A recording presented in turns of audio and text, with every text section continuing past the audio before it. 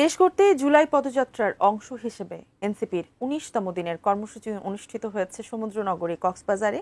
সেখান থেকে আমাদের বিস্তারিত জানিয়েছেন কক্সবাজার প্রতিনিধি অর্পণ বড়ুয়া।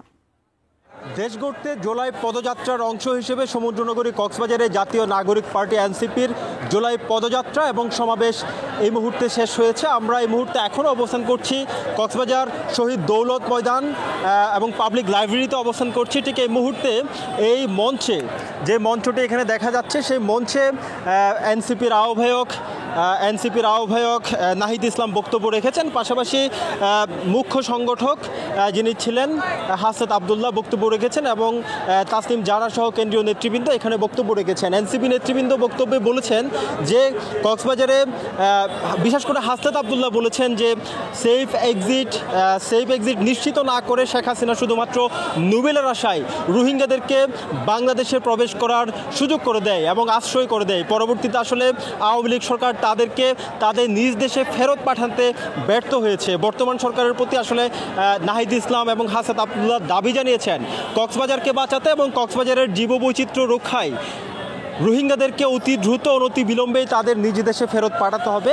এনসিপির এই পদযাত্রা পরবর্তী এখানে যে সমাবেশ সেই সমাবেশ থেকে এই দাবিটুকু এখানে করা হয়েছে এনসিপি নেতৃবৃন্দ। পাশাপাশি আরেকটি বিষয় জানিয়ে রাখতে চাই, এনসিপি নেতৃবৃন্দ বলেছেন কোনো ধরনের যেহেতু গণ অভ্যুত্থানটি আসলে হয়েছে শুধুমাত্র পরিবারতন্ত্র মাফিয়াতন্ত্র স্বৈরতন্ত্রের বিরুদ্ধেই কিন্তু গণ অভ্যুত্থান সংগঠিত হয়েছে।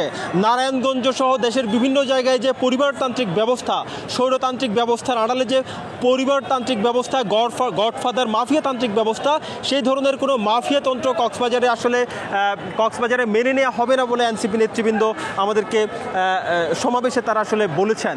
আরেকটি বিষয় জানিয়ে রাখতে চাই, বেলা দুপুর 1:45টার দিকে কক্সবাজারের যে বাস টার্মিনাল রয়েছে সেই বাস টার্মিনাল থেকে আসলে পদযাত্রাটি কক্সবাজার শহরের পাবলিক লাইব্রেরির শহীদ দৌলত ময়দানের উদ্দেশ্যে যাত্রা করে এবং পরবর্তীতে এখানে পদযাত্রাটি পৌঁছানোর পর এখানে সমাবেশে মিলিত হয় এবং সেই সমাবেশেই কেন্দ্রীয় নেতৃবৃন্দ এসব কথা বলেছেন। পাশাপাশি জানিয়ে রাখতে চাই, গত কয়েকদিন ধরেই কিন্তু এনসিপি নেতৃবৃন্দের মাঝে জেলা পর্যায়ে এনসিপি নেতৃবৃন্দের মাঝে ব্যাপক উৎসাহ উদ্দীপনা আমরা লক্ষ্য করতে পেরেছি। এখান থেকে সমাবেশ শেষেই নাহিদ ইসলাম সহ এনসিপির কেন্দ্রীয় নেতারা ইতিমধ্যেই বান্দরবানের উদ্দেশ্যে রওনা করেছেন। পাশাপাশি বান্দরবান যাত্রাপথে রামু, ঈদগাঁও এবং চকরিয়ায় সংক্ষিপ্ত পথসভায় মিলিত হবেন বলে আমরা জানতে পেরেছি। কক্সবাজার থেকে এটুকুই জন্য এখানকার সব শেষ।